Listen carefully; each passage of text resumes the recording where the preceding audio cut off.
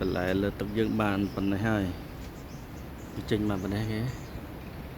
សាឡាត់យើងសាឡាត់ស្រួយសាឡាត់រ៉ូមែនអានេះសម្រាប់បរទេសតែស្រុកយើងเราដាំច្រើនចង់និយាយថាបន្លែនេះបន្លែបរទេសបន្លែយើងមានតែស្ពៃទឿស្ពៃអីចឹងស្ពៃយីកអីចឹងវាដាំនៅលើដីចឹងវាមិនសូវរកអាកាសធាតុទេតែបន្លែរបស់គេវាច្រើនរើសអាកាសធាតុរើសទាំងពលឺរើសទាំងប្រភេទដីប្រភេទអីទៀតណាអូខេនេះហើយណាមកបន្លែគឺមានពណ៌បៃតងមានពណ៌ស្វាយចេះសាឡាត់ប្រភេទសាឡាត់ដូចគ្នាហើយមានឈ្មោះផ្សេងៗគ្នាអញ្ចឹងមួយជាភាសាបរទេស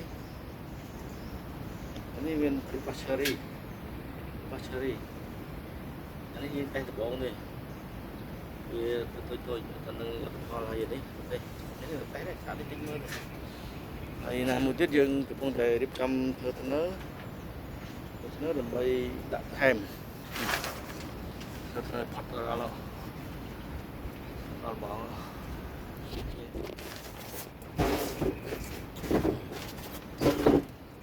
ស្ងោចឹងមកគេស្ងោហ៎គេស្ងោព្រោះយើងប្រើយកអស់ចាយលុយច្រើនហើយយើងចាយធំហើយគាត់យើងធ្វើគុំដុំចឹងណាហើយយើង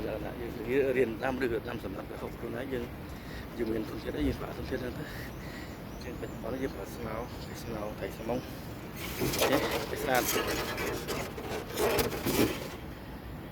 នឹងហើយយើងមានសម្រាប់របស់វាគ្រប់ទៅតាមអែមអូខេបាយបាយ